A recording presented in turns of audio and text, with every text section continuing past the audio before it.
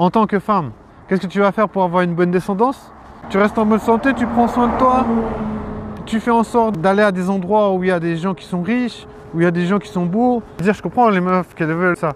Mais je veux dire, pour un homme, qu'est-ce que tu dois faire? Bah tu penses à des gens comme Elon Musk. Eux, ils ont des putains de descendance, mec. Eux, ils baissent à gauche et à droite. Je veux dire, qu'est-ce que tu veux faire en tant que mec pour avoir une bonne descendance? Il faut penser à avoir de la thune. Il faut avoir des ressources. Ça attire les femmes. Ça leur fait miroiter la possibilité d'élever des gosses. Mais on réfléchit toujours au premier degré. On est toujours des gros cons, en fait. Il y a un truc qui est vraiment attirant pour les femmes chez l'homme, qui est la dominance. Elles aiment que l'homme ait cette puissance, en fait.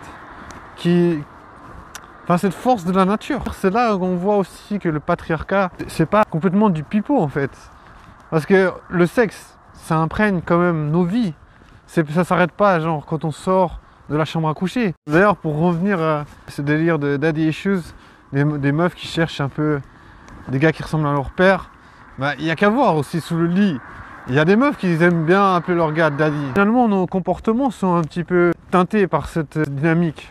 Une fois, je dirais, ceux qui pensent que oui, ce qui se passe sous le lit, si j'aime me faire dominer sous la couette, c'est pas ce qui se passe dans la réalité. Moi, je pense que ceux qui pensent comme ça sont un peu des enfants qui se disent mon inconscient, je le mets dans un petit tiroir et je le sors quand je veux. Alors que c'est pas vrai, tu vois. C'est comme ces prêtres qui disent ouais, mon inconscient, je le mets dans le tiroir et je sors quand je veux. C'est pas vrai.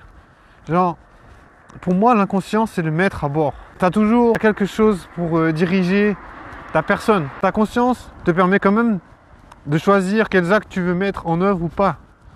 Mais tout ce qui se formule en amont, c'est quand même dans l'inconscient, quelque part. Donc, dire que ouais, je suis soumise seulement au lit, pour moi, ça c'est du pipeau. Je veux dire, ça s'arrête pas là. En fait. Ce que je veux dire, c'est que l'amitié homme-femme, pour la femme, c'est un véritable avantage. Pourquoi?